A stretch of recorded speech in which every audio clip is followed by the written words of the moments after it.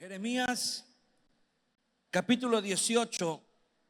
Yo sé que lo más probable es que usted ya haya identificado este pasaje porque es un pasaje muy conocido del Antiguo Testamento, de los profetas. Así que vamos a leer del versículo 1 al versículo 6. Dice: palabra de Jehová que vino a Jeremías diciendo: levántate y vete a casa del alfarero, y allí te haré oír mis palabras. Y descendí a casa del alfarero, y he aquí que él trabajaba sobre la rueda, y la vasija de barro que él hacía se echó a perder en su mano, y volvió y la hizo otra vasija según le pareció mejor hacerla. Entonces vino a mí palabra de Jehová diciendo: no podré yo hacer de vosotros como este alfarero, oh casa de Israel, dice Jehová. He aquí que como el barro en la mano del alfarero, así sois vosotros en mi mano, oh casa de Israel. Amén. Todos hemos escuchado alguna vez este pasaje, y si no lo ha escuchado, si no ha escuchado el texto, lo más probable es que sí haya escuchado la canción, ¿verdad? Porque hay una canción, bueno, hay como tres cantos que hablan acerca de este, o sea, que están inspirados en este pasaje, pero hay uno muy antiguo que es clásico, ¿verdad? Que es ya, que es más, si usted busca en internet quién lo escribió, nadie sabe quién lo escribió, nada más alguien lo cantó y se hizo popular, ¿verdad? Se hizo muy famoso, y casi en todas las iglesias cristianas, bueno, antes, ¿verdad? Hace algunos años, ahorita como ya hay mucha música nueva, hay muchos cantos viejitos que ya no se cantan, pero era un canto que a cualquier iglesia que usted iba hace 20 o 30 años, en todas las iglesias se cantaba la canción de El vaso y el alfarero. Y es un mensaje muy, muy impactante, es un mensaje muy bonito, porque el Señor le habla a Jeremías, y esto es algo que Dios hacía con los profetas. Hubiera sido tal vez más fácil que Dios le hubiera explicado a Jeremías y le hubiera dicho: Jeremías, pues así como el barro en las manos del alfarero, y Jeremías sabía perfectamente bien cómo era la dinámica de hacer una vasija de barro. Lo veía casi todos los días, era algo muy común, era algo cotidiano. Al caminar por las calles de la ciudad o de los pueblos pequeños, ver los talleres de los alfareros haciendo y ver a los alfareros haciendo una vasija. Entonces, obviamente hubiera sido muy fácil decirle a Jeremías: Jeremías, imagínate que yo soy el alfarero y Israel es el barro, y bueno, yo puedo moldearlos, y Jeremías lo hubiera entendido. Sin embargo, el Señor quiere hacerlo un poco más dramático, y le dice a Jeremías: ve a casa del alfarero, y allí te voy a hacer oír mis palabras. Y Jeremías obedeció, descendió, dice, fue a casa del alfarero y observó lo que probablemente ya había observado muchas veces antes. El alfarero estaba trabajando con una porción de barro, y si usted ha visto, el barro es moldeado porque al girar sobre una rueda, las manos del alfarero le van dando forma. Y sucedió algo que también probablemente Jeremías ya había visto muchas veces. La vasija de barro dice que se echó a perder, o sea, no le salió al alfarero como él hubiera querido, y entonces hizo lo que es más común hacer. Dice que la deshizo, o sea, volvió a amasar el barro, y dice que la hizo otra vasija según le pareció mejor hacerla. Entonces, cuando Jeremías vio esta dinámica del barro y el alfarero, Dice que entonces el Señor le habla y le dice: ¿no podré yo hacer de vosotros como este alfarero, oh casa de Israel? El mensaje que Dios le había dado a Jeremías, muchas veces en las generaciones anteriores de Jeremías, el Señor por medio de los profetas había llamado al pueblo al arrepentimiento.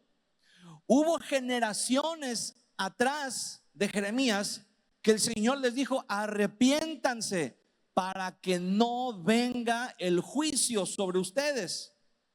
Pero cuando llega Jeremías, Dios le da un mensaje diferente.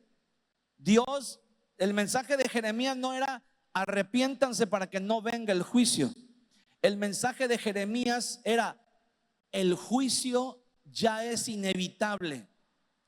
Hay que prepararnos para cuando llegue el juicio. Y Jeremías fue un profeta que le tocó sufrir. Si los otros profetas sufrían por lo duro que era el mensaje y lo duro que era el corazón del pueblo, que no tan fácilmente recibían ese mensaje, sino que se enojaban cuando los profetas los llamaban al arrepentimiento. Se enojaban, en vez de enojarse con su pecado, se enojaban con el profeta y se enojaban con Dios y perseguían y mataban a los profetas. Entonces imagínense cómo habrá sido la actitud contra Jeremías, que Jeremías decía: háganle como quieran, el juicio viene y es un hecho inevitable. Y entonces el rey o los reyes, los gobernantes que estaban en ese momento, pagaban a otros profetas para que vinieran y le dijeran al pueblo, esos profetas: no, cálmense, todo está bien. Jeremías está loco. Jeremías no sabe lo que dice. ¿Cómo creen que Dios va a permitir que seamos derrotados, que seamos conquistados? ¿Cómo piensan? Si somos la nación de Dios, somos el pueblo escogido de Dios, ¿cómo crees que Dios va a permitir que otro reino, ¿verdad?, que otro imperio venga y nos conquiste? Eso es una locura. Y entonces viene una persecución contra Jeremías. Y entonces Jeremías entra en conflicto y dice: a ver, ¿qué está pasando? O sea, yo predico lo que tú me mandaste predicar, y entonces me persiguen, me metieron a la cárcel, me quieren matar, ya nadie me recibe, ya perdí todos mis amigos, hay una persecución en mi contra. Y entonces Jeremías, llega el momento que Jeremías dice: ya mejor ya no me digas nada, Dios. Ya no voy a predicar, ya no voy a hablar en tu nombre. Renuncio a ser profeta. Ya no me gustó esto de ser profeta, ¿verdad? Porque si oro a ti y te pido: Señor, detén el juicio, me dices que no, que el juicio es inminente. Y mire, la generación de Jeremías no creyó lo que Jeremías estaba diciendo: el rey de Babilonia va a venir y va a destruir la ciudad, y la única manera de ser salvos es que la gente salga, que el pueblo salga y se rindan, se entreguen voluntariamente al rey de Babilonia. Porque cuando el rey de Babilonia entre en la ciudad, a todo el que encuentre adentro lo va a matar, y todos los que pretendan huir también los van a matar. No hay otra salida. Y entonces hubo gente en la generación de Jeremías que entendió el mensaje, pero Jeremías tuvo que entenderlo también. Ellos creyeron por un momento que lo que Jeremías estaba anunciando era la destrucción del pueblo de Israel, que ya Dios se había hartado de ellos, Dios se había cansado de ellos y les iba a mandar a los babilonios para que los destruyeran y los borraran de la faz de la tierra por completo. Eso es lo que Jeremías creyó en un principio. Pero cuando Dios le dice: Jeremías, ve a casa del alfarero. Y ahí te voy a enseñar una lección muy importante. Y entonces Jeremías ve al alfarero y dice: Señor, ¿qué de nuevo tiene esto? Esto lo he visto 1000 veces. Lo que el alfarero acaba de hacer, lo he visto 1000 veces. ¿Qué me tienes que decir o qué tengo que aprender acerca de esto? Y el Señor le dice: mira, Jeremías, lo que este alfarero hizo, ¿te das cuenta? La vasija se echó a perder y él volvió como dicen los chavos ahora, ¿verdad? La reinició, la deshizo completamente y desde cero volvió a hacerla. Y le dice el Señor a Jeremías: no podré yo hacer de vosotros como este alfarero, oh casa de Israel. Y entonces Jeremías en ese momento, como dicen, ¿verdad?, le cayó el 20 y dice: es verdad. Lo que Dios quiere hacer con nosotros no es destruirnos, no es borrarnos. Dios no nos quiere aniquilar. Dios no quiere desaparecernos. Dios quiere volver a empezar con nosotros. Dios quiere que tengamos un nuevo comienzo. O sea, Él va a ser como el alfarero. Nos va a desbaratar, pero nos va a volver a formar como otra vasija mejor. Y entonces Jeremías cambia su mensaje, y su mensaje ya no es un mensaje, ya no es un mensaje, digámoslo así, sombrío, negativo, de juicio solamente, sino que se convierte en un mensaje de esperanza. Y Jeremías dice: Dios va a volver a hacer las cosas de nuevo con nosotros. No nos va a desechar, pero hay un pero. El proceso de destruir la vasija no es fácil. El proceso de desbaratar la vasija, de volver a amasar el barro,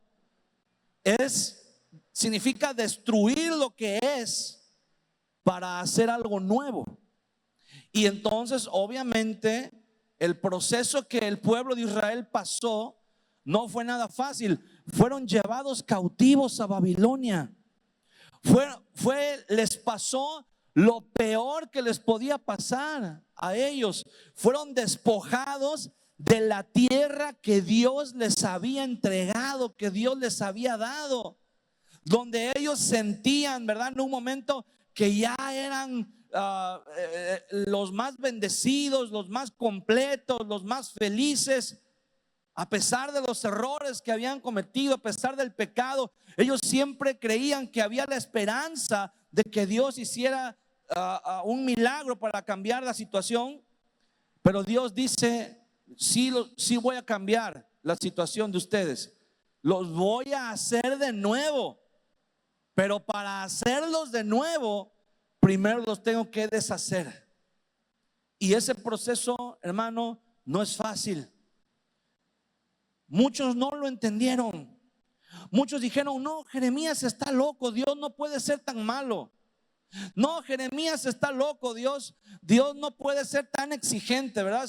¿Ha escuchado usted a alguien decir algo así? ¿Ha escuchado usted que la gente dice: ay, no, pues que yo no creo que Dios sea tan malo, ¿verdad? No creo que Dios no se dé cuenta que también hemos hecho muchas cosas buenas. Yo no creo que Dios sea tan malo como para mandarnos al infierno, porque sí nos portamos mal, pero pues también hicimos algunas cosas, ¿verdad? Que Dios va como si Dios fuera a poner así en balanza lo bueno y lo malo, ¿verdad? Pues hay bueno, órale, pues pásale. No. Pero hubo gente que sí lo entendió. Y hubo gente que dijo: esta generación ya estuvo. Esta generación ya no se salva. pero la siguiente generación, y Jeremías profetiza y dice: en 70 años el Señor hará volver al pueblo.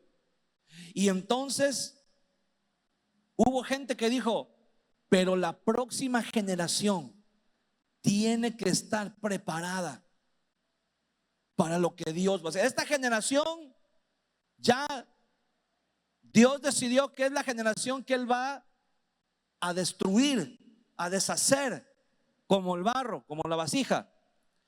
Pero la siguiente generación es la generación que Dios va a hacer de nuevo, los que van a ver la gloria de Dios manifestarse. Y entonces ellos comenzaron a preparar a la siguiente generación. Y la siguiente generación, ¿quién crees que son la siguiente generación? La siguiente generación después de Jeremías es la generación del profeta Daniel.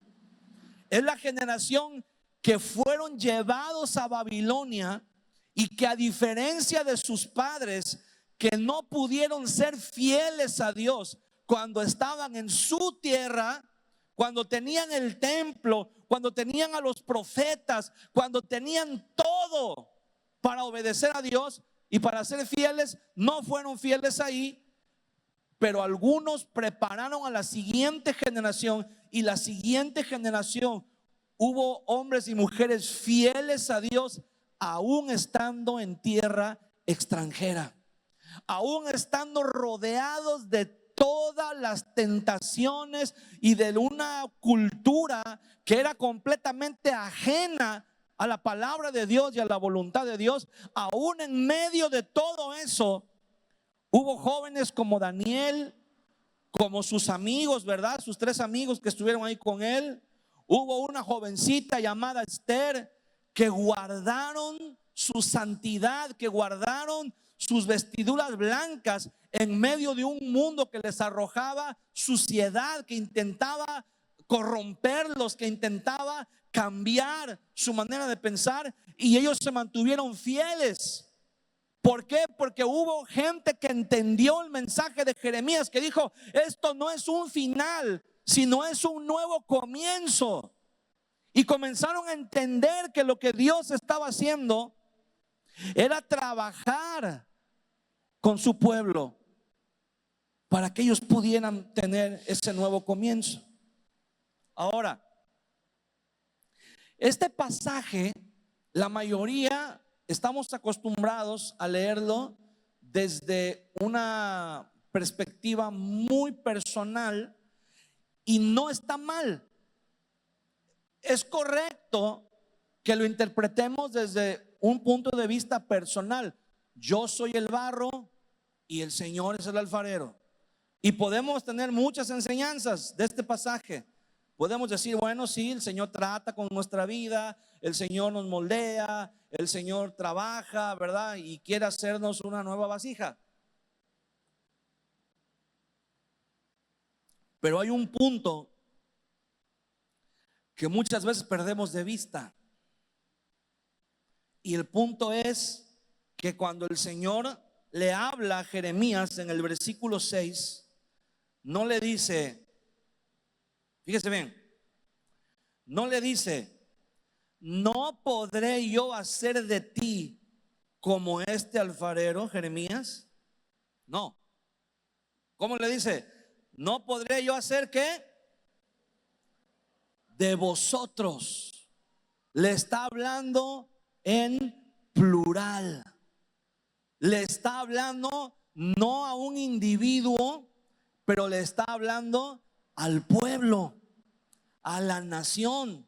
Le está diciendo: Jeremías, yo voy a tratar con ustedes. Aunque el trato de Dios, hermano, también es individual, hay un trato personal de Dios, pero el Señor también trabaja con nosotros de manera colectiva.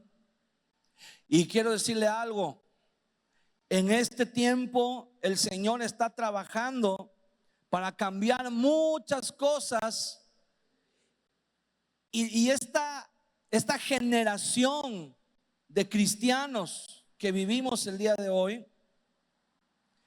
es diferente, es muy diferente a las generaciones anteriores, porque el Señor está trabajando en su iglesia, pero está trabajando, quiero decirle algo, de manera colectiva. Dios está trabajando con nosotros en su iglesia.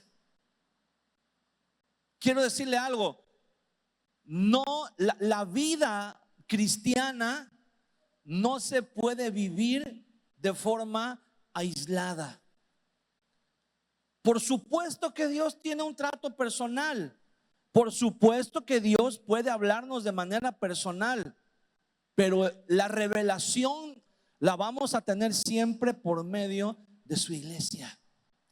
El Señor dijo, ¿verdad? Cuando leemos el famoso pasaje de Mateo capítulo 16, el Señor dijo, sobre esta roca edificaré mi iglesia. ¿Verdad? Ya hemos visto que la roca no era Pedro, la roca ni ninguno de los discípulos, ni ninguno de los que los que estaban ahí entendió, ni le quedó la menor duda de que la roca es Cristo. Ya lo vimos, ¿verdad? En ocasiones anteriores lo hemos visto. En el Antiguo Testamento está lleno de referencias, desde Moisés a los salmos, los profetas, los libros de sabiduría, los libros de historia. En todos hay referencias de que la roca es el Señor. Entonces, cuando el Señor Jesús dice, sobre esta roca edificaré mi iglesia, ¿qué entendieron los discípulos? Que la roca es Él, es Cristo. Y el Señor dijo, sobre esta roca edificaré mi iglesia, y aún las puertas del Hades no prevalecerán contra ella. La respuesta del Señor para contrarrestar la maldad diabólica que opera en el mundo es por medio de su iglesia. Es edificando su iglesia. La iglesia que somos nosotros, somos edificados. Ya tuvimos también, ¿verdad? Un curso, una serie acerca de los dones. Cada uno de nosotros, Dios nos ha dado dones que tenemos que desarrollar y que tenemos que usar para que para que el Señor sea glorificado, pero también para que su iglesia sea edificada. Y aquí es donde muchas personas entran en conflicto, porque dicen, pero es que, ¿qué iglesia? ¿Verdad? Porque la iglesia pareciera ser que es un término muy ambiguo, ¿verdad? Es un término muy amplio. Y entonces empezamos a decir, pero es que hay tantas iglesias. ¿Qué iglesia es la buena? ¿Qué iglesia es la correcta? Bueno, quiero decirle algo. Cuando usted ora a Dios, cuando usted tiene una comunión con el Señor, usted se vuelve sensible a la voz del Espíritu Santo. Y el Espíritu Santo nos guía. Y el Espíritu Santo nos hace ver y nos hace entender cuando estamos en un lugar correcto.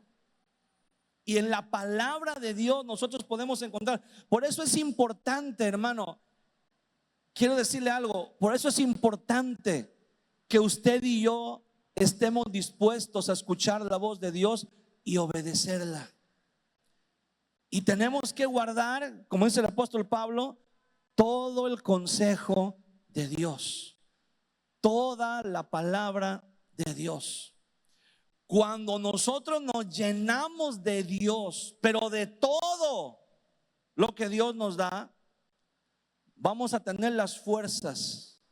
Mira, cuando el pueblo de Israel sale de Egipto, el Señor los llama y les dice, van a sacrificar un cordero y van a poner la sangre del cordero en las ventanas y en las puertas. ¿Se acuerdan de eso? Para que en la 10ª plaga los primogénitos no mueran. junto con todos los primogénitos de Egipto. Y ellos obedecen, sacrifican el cordero, ponen la sangre y entonces ya son salvos. ¿Ah? Pero siguen estando en Egipto. Siguen todavía están ahí en Egipto. Ya fueron librados por la sangre del cordero, pero todavía están en Egipto. Entonces viene la otra parte del mandamiento del Señor, porque el Señor les dice: y esa noche, mientras el destructor está pasando por todo Egipto, matando y destruyendo a los primogénitos, el Señor les da una instrucción y les dice: mientras eso está pasando, ustedes se van a comer el cordero. Y dice el Señor: no van a dejar nada, se lo van a comer todo, toda la carne, todas las partes del cordero, todo se lo van a comer. No tienen que dejar nada de carne del cordero, no tiene que quedar nada. Y entonces, cuando terminan de cenar, de comer el cordero, suena la trompeta y entonces ellos salen de Egipto. ¿Ok?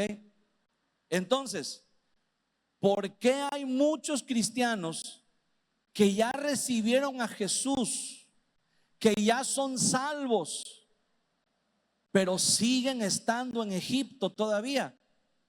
Porque no se han comido todo el cordero. ¿Cuándo tuvieron fuerzas ellos para caminar y para dejar Egipto? Cuando se comieron el cordero. Pero se lo comieron todo. Dígale al que está a un lado, dígale: todo. Nada de que, ay, a mí no me gusta esta parte, ¿verdad? Porque yo pura rachera, yo puro ribeye, ¿verdad? Puros cortes selectos. Yo, a mí no me des esa, no, eso no, no, no, no. Otra vez dile al que está junto, dile: todo.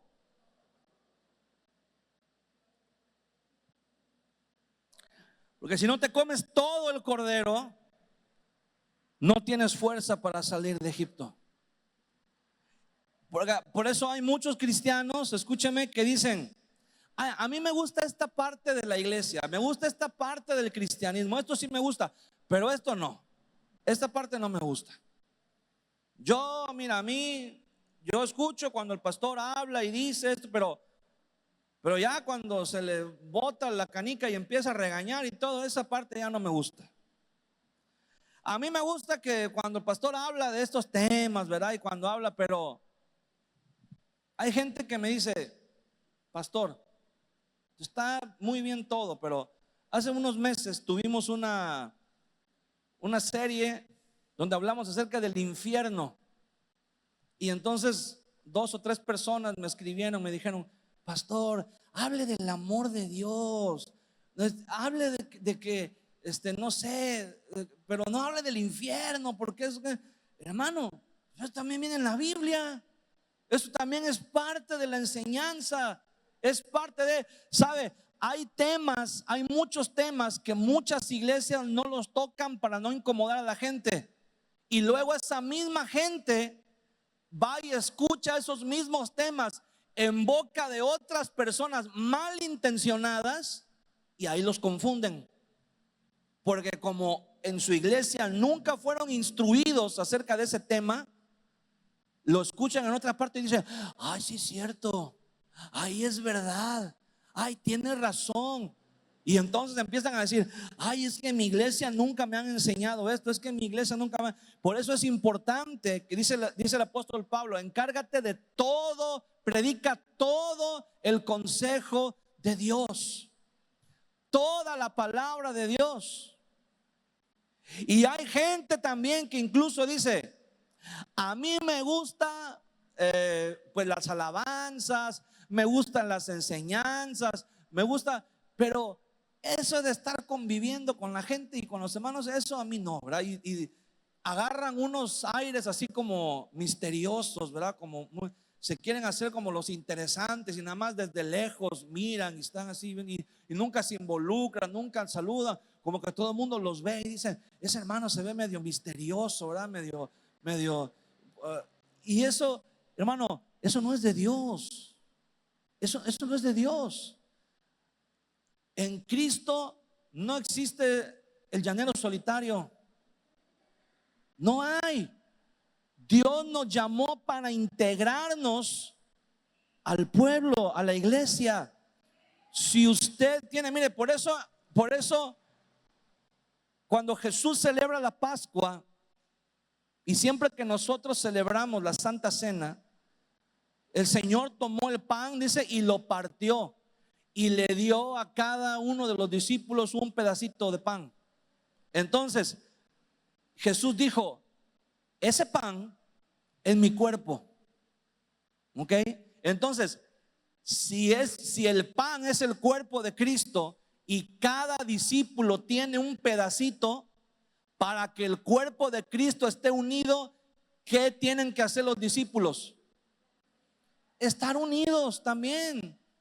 Estar unidos porque todos tenemos una parte de la revelación de Cristo. ¿Cómo voy a tener yo la revelación completa de Cristo? Conviviendo con mis hermanos en la fe, conviviendo con los hermanos en la iglesia. ¿Por qué? Porque el Señor lo estableció así. Hay gente que dice, la otra vez comentábamos, cuando en el siglo antepasado Mahatma Gandhi, durante la ocupación inglesa de la India, Mahatma Gandhi era un personaje, ¿verdad?, de la realeza descendiente, y él viajó a Londres para estudiar la carrera de leyes en la universidad. Y cuando él estuvo en Londres, él estuvo alojado en casa de una familia cristiana, de unos pastores. Él vivió todo el tiempo que estuvo ahí en Londres, vivió en casa de esa familia cristiana. Cuando él regresó a la India y comenzó su campaña, ¿verdad?, de predicar y los derechos y todo eso, y alguna vez en su vida alguien le preguntó que qué opinaba acerca de los cristianos, y él contestó una frase que después se hizo muy famosa. Él dijo, me gusta tu Cristo, pero no me gustan tus cristianos, dando a entender que los ideales del Señor Jesús eran muy buenos, pero llevados a la práctica por la iglesia, pues daba mucho que desear, dejaba mucho que desear, porque seguramente el tiempo que él estuvo viviendo ahí con los cristianos, vio algunas cosas que no le gustaron, que no estaba de acuerdo. Y la mayoría de las personas, sobre todo los que no saben mucho del cristianismo, esperan que cuando una persona dice que es cristiana, esperan que esa persona sea prácticamente perfecta. No perfecta tal vez en un sentido de que no cometa errores, pero perfecta en el sentido de que tenga todas las respuestas. Y cuando esa persona se da cuenta que el cristiano, que la iglesia no tiene todas las respuestas, se ofenden y dicen, ay, yo pensé que por ser cristiano, ¿verdad? Y yo pensé, y hay gente que dice que cree que porque somos cristianos estamos obligados o estamos o tenemos que estar dispuestos a muchas cosas. Y se les olvida, ¿verdad?, que somos cristianos, pero también somos seres humanos.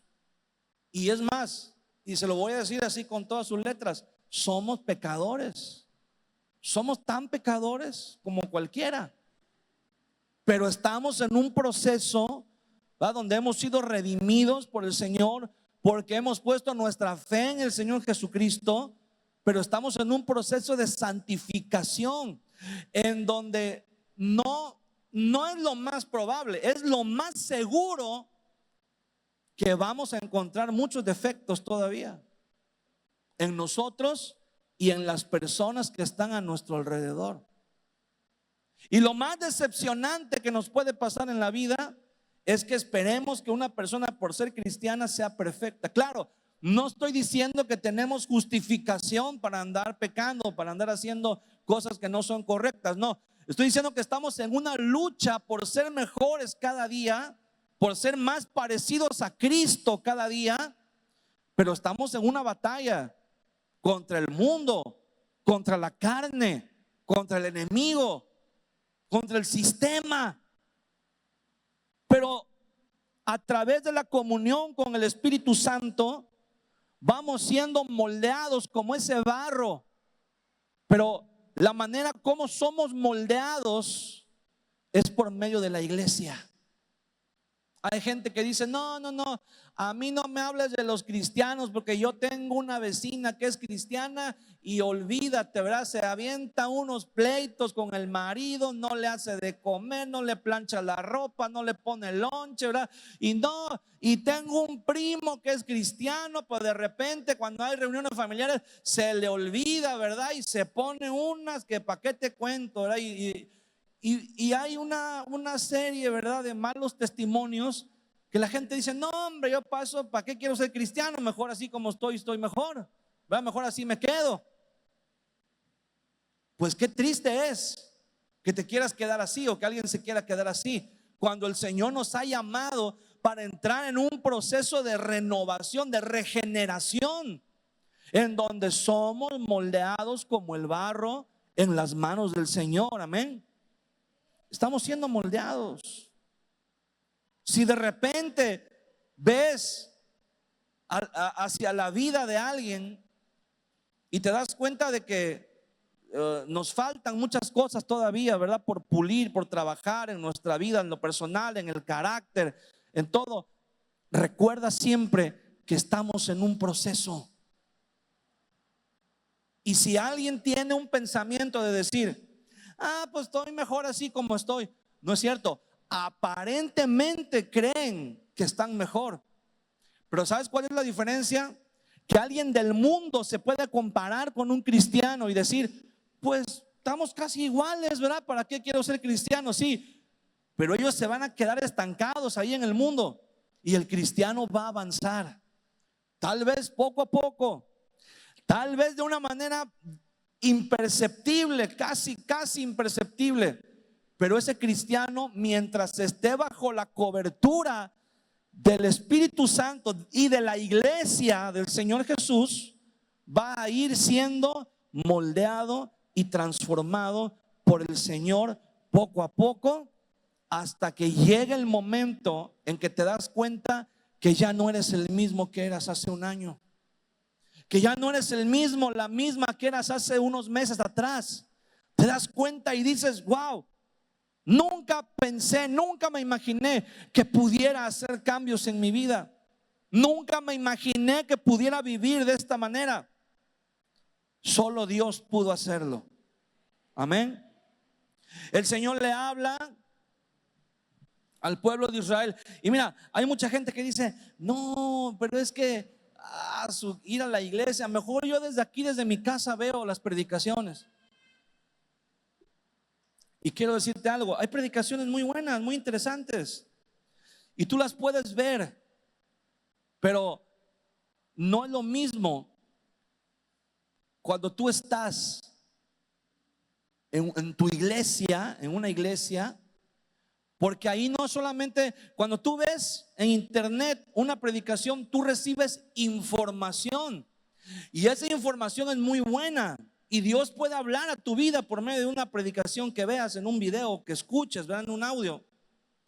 Pero tu carácter va a ser moldeado en la iglesia. Tú puedes poner a un cristiano que durante un año se congregue en una iglesia, y otro cristiano que durante un año vea solamente las predicaciones por internet, y al final de ese año los dos van a tener la misma información, los dos van a saber lo mismo, pero el que no se congregó va a tener problemas con su carácter.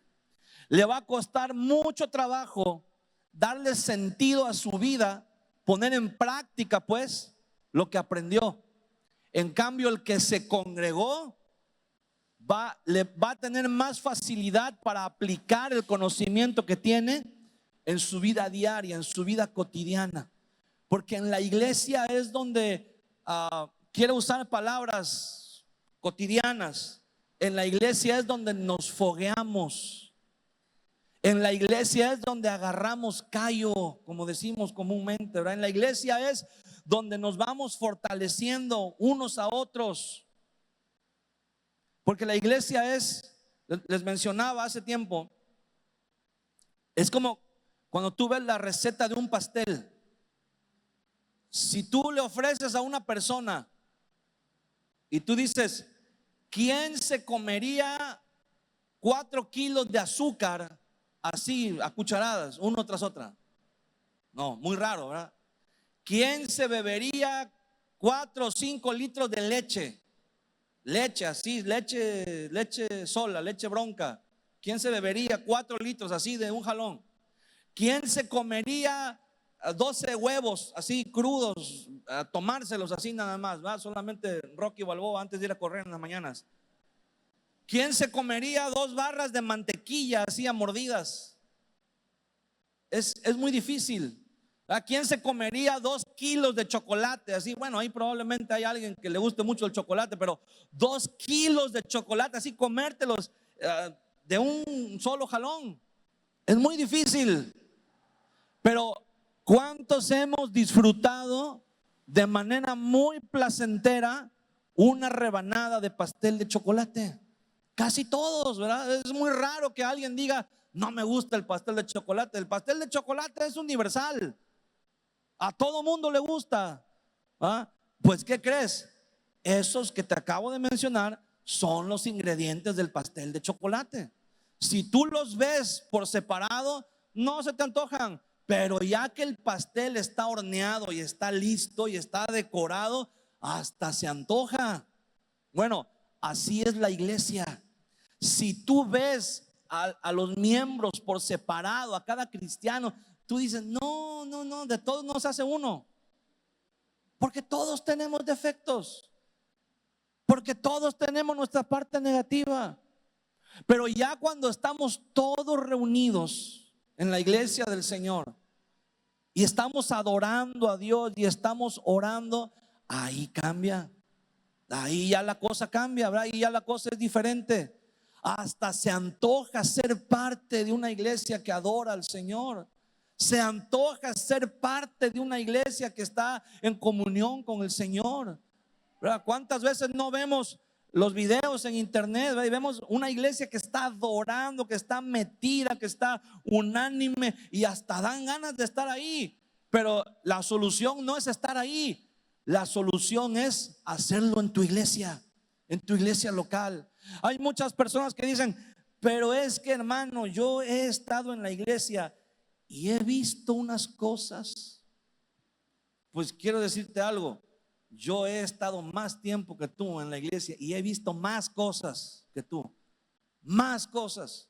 Hermano, es que yo he salido de iglesia lastimado. Yo también he salido de iglesia lastimado. Pero quiero decirte algo, hemos entendido que no podemos separarnos del Señor, obviamente, pero tampoco podemos separarnos de la iglesia. No se puede ser cristiano aparte. Mira lo que dice la palabra del Señor en el libro de Hebreos, capítulo 10, versículo 25. Dice, no dejando de qué, de congregarnos como algunos tienen por costumbre. Yo le añadiría aquí por mala costumbre, sino exhortándonos, y tanto más cuando veis que ese día o que aquel día se acerca. Hay algunos que tienen la costumbre, dice la Biblia, la mala costumbre de dejar de congregarse. Hay gente que deja de congregarse por cualquier cosa. Si hace calor, porque hace mucho calor. Si hace frío, es que hace mucho frío. Quiero decirle algo. Hace algunos años nosotros nos congregábamos en otro local que está aquí cerca, en Alcocer. Cuando comenzamos a congregarnos en ese local, estaba fatal. No, aquí estamos en la gloria. Allá era de verdad, era un gallinero, literal. Y había mucho calor, poníamos ventiladores, la gente se soplaba, ¿verdad? Estaban todos, y mucha gente no iba porque decía, es que hay mucho calor. Bueno, pasó el tiempo, Dios nos bendijo y pudimos climatizar, se cerró toda la iglesia y pudimos poner climas. ¿Y qué cree que decía la gente después? Hace mucho frío, le ponen muy frío al clima y por eso no voy, porque luego me estoy ahí congelando, ¿verdad? Está muy frío. Hay gente que dice, ay, es que no me congrego porque no me gusta las dinámicas de esa iglesia, o no me congrego porque no me gusta cómo predica el pastor, o no me congrego porque los hermanos, ¿verdad?, siempre son así, o sea, y ponemos muchas excusas, muchos pretextos para no congregarnos. Y dice la Biblia que cuando no nos congregamos se nos vuelve costumbre. Por cualquier cosa no vamos a la iglesia. Ay, es que hoy amaneció, no vamos a la iglesia. Ay, es que me tocó trabajar, no vamos a la iglesia. Hermano, vengamos a la iglesia. Lucas capítulo 4.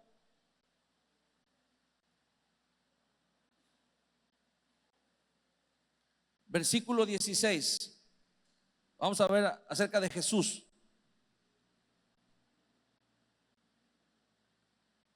Vino a Nazaret, donde se había criado, y en el día de reposo entró en la sinagoga conforme a su costumbre. Aquí vemos que Jesús tenía, y podemos agregarle aquí, ¿verdad?, la buena costumbre de que el día de reposo congregarse. El día de reposo, ¿qué hacía Jesús? Iba a la sinagoga, se congregaba, era parte de una congregación, era parte de una iglesia. Hay gente que no quiere ser parte de la iglesia. Hay gente que dice, no, es que a mí, ¿verdad? No, tú puedes tener una apreciación de la iglesia y puede ser, ¿verdad?, que a lo mejor en algún momento puedes sentirte herido, puedes sentirte atacado, puedes sentirte decepcionado, ¿verdad?, desilusionado. Pero quiero decirte algo, no podemos dejar de ser parte de la iglesia. Como cristianos tenemos que ser parte de la iglesia. ¿Cuántas veces no hemos sido decepcionados también por el mundo? ¿Cuántas veces no han pasado cosas que no deberían de pasar en la escuela donde vas, en el trabajo en donde vas, muchas veces en la familia en donde estamos, ¿verdad?, en la familia que nos toca que pasan cosas que no deberían pasar, ¿verdad? Y a poco te sales, a poco renuncias al trabajo nada más porque viste que alguien hizo algo que no debía de hacer. Claro, si te afecta directamente, ¿verdad?, o si te involucra a ti, pues ya es otra cosa. Pero si ves un mal comportamiento, un mal testimonio, o a poco si algo pasa en la escuela donde vas o donde van tus hijos, ¿verdad?, así de que alguien haga algo indebido, ¿a poco tú dices, ay, pues ya voy a sacar o me voy a salir de la escuela porque esa escuela me lastimó, no quiero estar en la escuela, ¿verdad? O voy a estudiar yo por mi propia cuenta? No. ¿Por qué? Porque decimos, bueno, cada quien, esto es personal. Pues de igual manera, hermano, en la iglesia, cada uno de nosotros vamos a buscar nuestro crecimiento de manera personal. Pero hay una parte, hermano, hay una parte que no se nos puede olvidar, que el Señor Jesús vino a establecer su iglesia. No podemos decirle al Señor, Señor, es que tu idea no funciona, es que tu idea ya era para hace 2000 años, pero ya pasó de moda. O no podemos venir a decirle al Señor, Señor, yo tengo una mejor idea. Tú tuviste la idea de la iglesia, pero yo tengo otra mejor idea. Ver desde mi casa. No podemos, no podemos. El Señor Jesús, acuérdese cuando le dicen, ¿cuál es el mayor mandamiento? ¿Cuál es el mandamiento más importante? ¿Qué dice Jesús? Bueno, el más importante es: amarás al Señor tu Dios con toda tu alma, con toda tu mente, con todas tus fuerzas, con todo tu corazón. Pero no se detuvo ahí. Les dijo, y el segundo más importante es parecido. Dice, amarás a tu prójimo como a ti mismo. ¿De dónde viene la palabra prójimo? ¿Se ha preguntado alguna vez? Bueno, ¿a qué palabra se parece la palabra prójimo? Al próximo, ¿verdad? O sea, al que está más cercano. Ahora, en los tiempos de Jesús, en los tiempos de la Biblia, la gente no era muy común que vivieran cerca, que fueran vecinos como en la actualidad, ¿verdad? Que tenemos vecinos que se oye todo, lo que si se pelean se oye todo, si dicen se oye todo, ¿verdad? Si tienen perros y todo, ahí estamos sufriendo también con los perros del vecino, todo. Pero en la antigüedad, en los tiempos bíblicos, la gente vivía en sus ranchos. O sea, para que tú estabas en tu casa y la siguiente casa estaba a 2 o a 3 kilómetros. Por eso el Señor dijo, ama a tu prójimo, porque el prójimo es el que está más cerca, alrededor, porque las casas estaban lejos. Pero cuando Jesús habla con sus discípulos en la última cena, les dice, les tengo un nuevo mandamiento. Un nuevo mandamiento tengo para darles: que os améis los unos a los otros. Ya no dice, ya no nada más a tu prójimo, ya no nada más al siguiente, al de la siguiente casa, va a la casa que está a 3 o a 4 kilómetros. No, no, no. Dice el Señor, amaos los unos a los otros. O sea, acérquense, sean uno. El Señor oró en Getsemaní al Padre y dijo, Padre, que sean uno como tú y yo somos uno, para que el mundo crea que tú me enviaste. El día de hoy tenemos muchos recursos para predicar la palabra de Dios, pero ¿por qué el mundo no cree en el Señor? Porque la mayoría de los cristianos no estamos unidos. La iglesia ahora no está unida. Entonces, ¿qué es lo que tenemos que hacer? Unirnos. Cuando el mundo vea que la iglesia está unida, entonces el mundo va a creer en el Señor. El mundo va a decir, no, verdaderamente el Dios que predican ellos es real, porque mira cómo se aman entre ellos.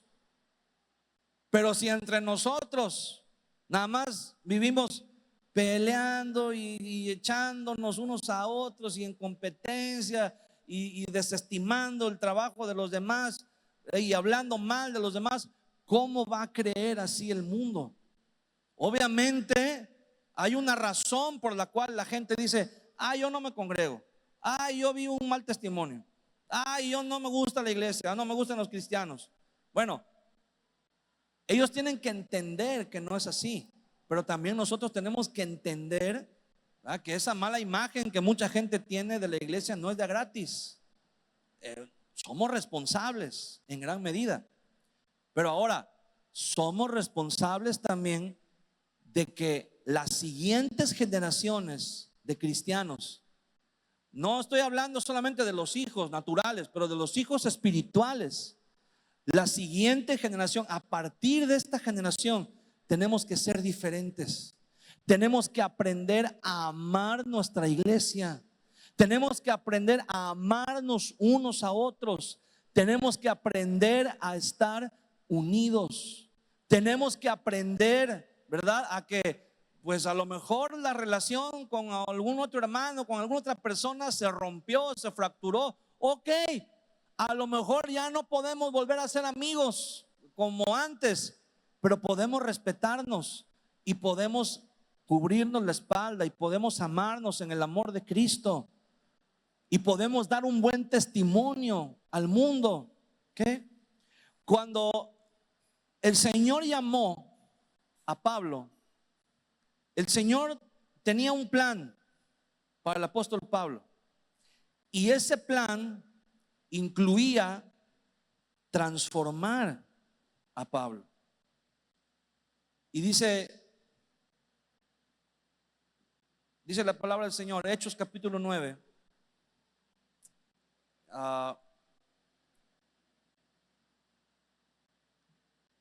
versículo 3.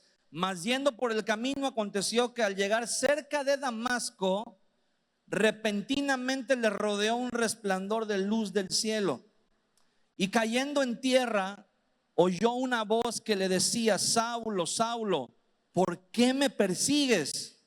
Él dijo: ¿quién eres, Señor? Y le dijo: yo soy Jesús, a quien tú persigues. Dura cosa te es dar coces contra el aguijón. Él, temblando y temeroso, dijo: Señor, ¿qué quieres que yo haga? Y el Señor le dijo: levántate y entra en la ciudad, y se te dirá lo que debes hacer. Pregunta: ¿a qué iba Saulo a Damasco? A perseguir a la iglesia. Saulo tenía no un mal concepto, un terrible concepto de la iglesia. ¿Sabe de dónde nacía su odio de Saulo contra la iglesia? Porque la iglesia, cuando se reunían, el Espíritu Santo se derramaba en la iglesia más que en el templo. Y para Pablo, que era un fariseo que adoraba, idolatraba la ley de Moisés y tenía el templo como la única casa de Dios, y de repente Saulo veía que los cristianos se reunían y adoraban, y parecía ser que Dios se manifestaba en esas reuniones más que en el mismo templo. Y entonces Saulo dice: estos están jalando a toda la gente. Toda la gente se iba detrás de los cristianos. Toda la iglesia cristiana estaba creciendo de una manera tremenda. Cada vez menos gente iba al templo y más gente iba con los cristianos. ¿Y qué debió? Si Saulo era un hombre de fe, ¿qué debió de haber hecho Saulo? Debió de haber dicho: si el Señor ahora se está moviendo y está trabajando de esa manera, y si yo quiero recibir más de Dios, ¿qué es lo que tengo que hacer? Ir a donde el Señor está hablando, integrarme a lo que el Señor está haciendo. Pero Pablo dijo: no, tiene que ser así como era antes en mi generación. Y entonces Saulo se va contra la iglesia. Pero en el capítulo 5 de Hechos dice que los fariseos se reunieron y dijeron: ¿qué vamos a hacer con esta iglesia que todo el mundo se está yendo para allá? Y el maestro de Pablo, Gamaliel, dice: aguas, cuidado, porque puede ser que esto sea de Dios, y si nos oponemos, si luchamos contra ellos, puede que seamos hallados luchando contra Dios. O sea, Gamaliel tuvo todavía más sensatez, más entendimiento. Pero Pablo dijo: no, los vamos a acabar, los vamos a destruir. Y Pablo persiguió a la iglesia de Jerusalén, y no conforme con eso le dijeron: hay otra iglesia que también está creciendo en Damasco. Y Pablo dice: pues vamos a Damasco. Y agarró, ¿verdad? Tenía la autoridad de los principales sacerdotes y se va a Damasco. Pero llegando cerca de Damasco, dice que el Señor se le apareció y cayó al suelo y dijo: ¿quién eres? Reconoció que era el Señor. Y el Señor le dice: yo soy Jesús, a quien tú persigues. No estás persiguiendo a la gente, no estás persiguiendo. Fíjese, Jesús le está diciendo: Saulo perseguía a la iglesia, y Jesús le dice: yo soy Jesús a quien tú persigues. ¿Qué le estaba diciendo el Señor ahí? Le estaba diciendo: yo soy la iglesia. yo soy la iglesia. Y Saulo dice, ¿qué quieres que yo haga? Y el Señor dice, levántate y entra en la ciudad y se te dirá lo que tienes que hacer. ¿Sabe qué le está diciendo el Señor? Vete a la iglesia y ahí te voy a enseñar lo que tienes que hacer. ¿Qué estaba haciendo Saulo? Persiguiendo a la iglesia. Y cuando le dice, Señor, ¿qué tengo que hacer? El Señor le dice, vete a la iglesia. A la iglesia donde tú ibas a perseguir a Damasco, a esa iglesia vete y congrégate y ahí se te dirá lo que tienes que hacer. A ningún cristiano que tenga un encuentro con el Señor le va a decir, quédate en tu casa porque la iglesia está chueca, está bien. No, el Señor le dijo, vete a la iglesia. Señor, pero la iglesia, mira cómo son los cristianos, están bien piratas, andan mal testimonio, están todos chuecos, están todos. Y el Señor le dice, vete a la iglesia y ahí se te dirá lo que tienes que hacer. ¿Y a quién envía el Señor? Cuando Pablo está ahí, Saulo está ahí y está ahí todo en depre, ¿verdad? Está todo, ya me quedé ciego y dice, había entonces en Damasco, versículo 10, un discípulo llamado Ananías, a quien el Señor dijo en visión, Ananías, y él respondió, heme aquí, Señor. Y el Señor le dijo, levántate y ve a la calle que se llama Derecha y busca en casa de Judas a uno llamado Saulo de Tarso, porque he aquí él ora y ha visto en visión a un varón llamado Ananías, que entra y le pone las manos encima para que recobre la vista. Entonces Ananías respondió, Señor, he oído de muchos acerca de este hombre, cuántos males ha hecho a tus santos en Jerusalén, y aún aquí tiene autoridad de los principales sacerdotes para prender a todos los que invocan tu nombre. Y el Señor le dijo, ve, porque instrumento escogido me es este para llevar mi nombre en presencia de los gentiles y de reyes y de los hijos de Israel, porque yo le mostraré cuánto le es necesario padecer por mi nombre. ¿Se da cuenta? Dios tenía un plan para Saulo, un plan tremendo, pero no se lo reveló a Saulo. ¿A quién se lo reveló? A la iglesia. Entonces, ¿dónde tenía que ir Saulo para recibir esa revelación de ese plan? A la iglesia. Saulo recibió, ¿verdad? No quería la iglesia. Y cuando el Señor le dice, Ananías, ve a la casa fulana de tal y busca a Saulo, ¿y qué cree? Ananías tampoco quería a Saulo.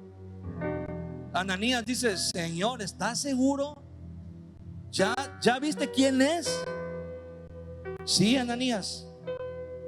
Y Ananías va y le dice, versículo 17, fue entonces Ananías y entró en la casa y poniendo sobre él las manos, dijo, ¿cómo dijo? Hermano, pero ¿cómo le vas a decir hermano a ese que provocó la persecución más grande que ha habido de cristianos en Jerusalén? Dio autorización para que apedrearan al pobre hermano Esteban y metió a la cárcel a muchos cristianos y los arrastró y los forzó a maldecir a la sinagoga y todo. ¿Cómo le vas a decir hermano? El Señor lo limpió con su sangre. El Señor lo redimió, lo perdonó y el Señor lo mandó y lo trajo a la iglesia. Entonces es hermano. Hermano Saulo, voltea con el que está junto y dile, hermano Saulo, dale la mano, dile, hermano Saulo, el Señor Jesús que se te apareció en el camino por donde venías, me ha enviado para que recibas la vista y seas lleno del Espíritu Santo. Y dice la palabra del Señor, Al momento le cayeron de los ojos como escamas y recibió al instante la vista, y levantándose fue bautizado. Y habiendo tomado aliento, recobró fuerzas, y estuvo Saulo por algunos días con los discípulos que estaban en Damasco. Versículo 20: enseguida predicaba a Cristo en las sinagogas, diciendo que este era el Hijo de Dios. Y todos los que le oían estaban atónitos y decían: ¿no es este el que asolaba en Jerusalén a los que invocaban este nombre? Y a eso vino acá, para llevarlos presos ante los principales sacerdotes. Fíjese cómo el testimonio de Saulo cambió. Pero ¿en dónde fue Saulo moldeado y transformado por el Señor? En la iglesia. Fue la iglesia del Señor Jesucristo. Amén. Bueno, fue el Señor, pero por medio de su iglesia. Amén. Póngase de pie un momento. ¿Cuántas veces hemos pensado? ¿Cuántas veces ha cruzado por nuestra mente el pensamiento: ya no voy a ir a la iglesia? Porque a lo mejor tuvimos un desencuentro, tuvimos una diferencia, tuvimos un choque, o porque a lo mejor descubrimos que ahí en esa misma iglesia va una persona con la que no nos llevamos o lo que no. Te quiero decir una cosa: todos los cristianos que existimos, que estamos, somos parte de una sola iglesia del Señor Jesús. Hay una sola iglesia, y en esa iglesia nos congregamos todos. Así que no hay excusa de decir: yo no voy a la iglesia, a tal iglesia, porque ahí me cae mal el pastor. Yo no voy a tal iglesia porque ahí va un vecino que también me peleé con él. Pues quiero decirte algo: todos los cristianos nos congregamos en una sola iglesia. Así que nos congregamos junto con todos. Aunque te caiga bien, te caiga gordo, te caiga como te caiga, todos estamos en una sola iglesia. Y en esta iglesia es donde el Señor quiere moldearnos como el barro. En la iglesia es donde el Señor va a tratar con tu vida. En la iglesia es donde el Señor va a usar a otros hermanos que están alrededor de ti. Los va a usar para mostrarte la revelación de Cristo. Cada hermano, voltea con los hermanos que están a tu alrededor. Voltea así, así. Cada uno de ellos tiene una parte de la revelación de Cristo. ¿Cómo vas a tener esa parte de la revelación de Cristo? ¿Cómo la vas a tener? No hay otra manera. No hay otra manera más que conociendo al hermano, conviviendo con el hermano, diciendo: hermano, Dios te bendiga, ¿cómo estás? No quiere decir que tengamos que ser los super amigos, ¿verdad? Pero convivir, conocer, saber.